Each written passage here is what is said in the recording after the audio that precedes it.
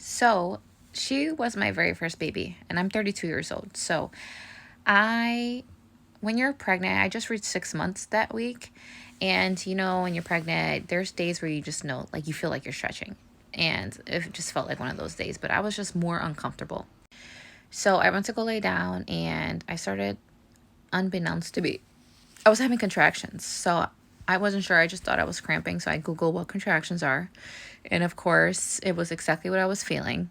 And on the bottom of Google, it always has the worst question, like, what does a miscarriage feel like? Or what is like that? So it said that there would be, blood in the urine. So I went to go use the bathroom. And of course, there was a bunch in there. So I immediately went to the hospital. And at this point, I was having contractions every 2 to 3 minutes. And when I walked into the room, just another big gush. And I was just traumatized. And I thought I lost my baby. And it came to find out my placenta ruptured. So my placenta just detached from my uterus, dropped, and that's why I was bleeding so much.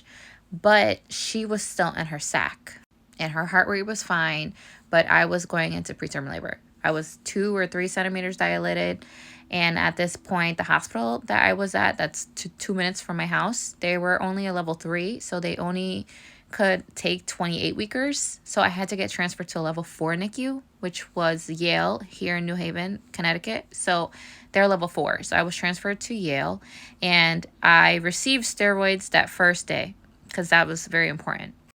They try to get at least 2 rounds of steroids, but you have to have them 24 hours apart. So once I had that first round of steroids, I knew my next goal was to make it the next day. So I was transferred to Yale, and then I was able to make it. This happened on Friday at 4. All this happened at Friday at 4. By Saturday, I made it at 6 o'clock was when it was the 24-hour for the next dose, which I was able to make.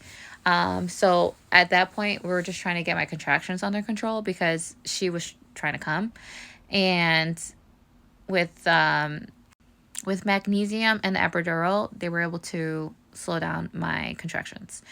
But then my water broke Sunday, and then I had to have an emergency C-section because she was ready to come out, and that's how this journey started.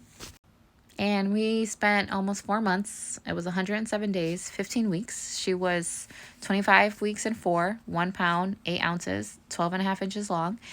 And her due date was August 24th, and she came May 15th, and we got home 5 days after her due date. So August 29th is going to be 1 year of celebrating her living with us at home.